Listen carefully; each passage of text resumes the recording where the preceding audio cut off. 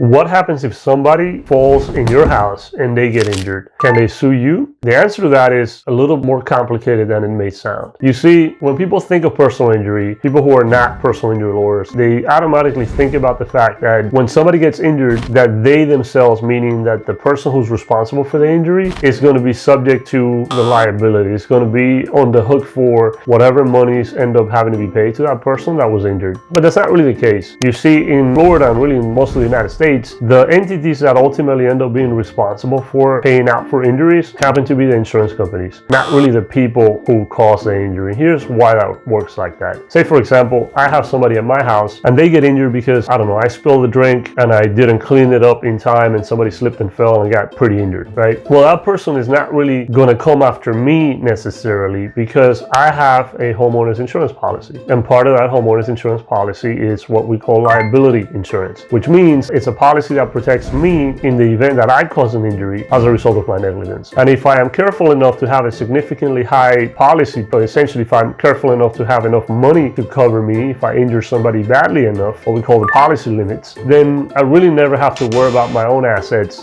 being at play. I really never have to worry about me personally being liable for what happened, because that's why I have insurance for. The insurance company will be on the hook up to my policy limits to pay out for the injury that I caused as a result of my negligence. And that's why it's important to have homeowners insurance, because it's not only important for the fact that if there's a hurricane, if something happens, your home can get damaged, but it's also important because you never know when something's going to happen where you're not necessarily going to be paying attention and you're going to hurt somebody, not intentionally, but accidentally. And if that happens, you want to make sure that you're covered, and so that person that you hurt can get recovery, can get the amount of money that they deserve to get compensated for what happened to them. But it's also not really coming out of your pocket because you took the time and did the diligence to actually get insurance to protect you from that. But anyway, if you did not know, now you know.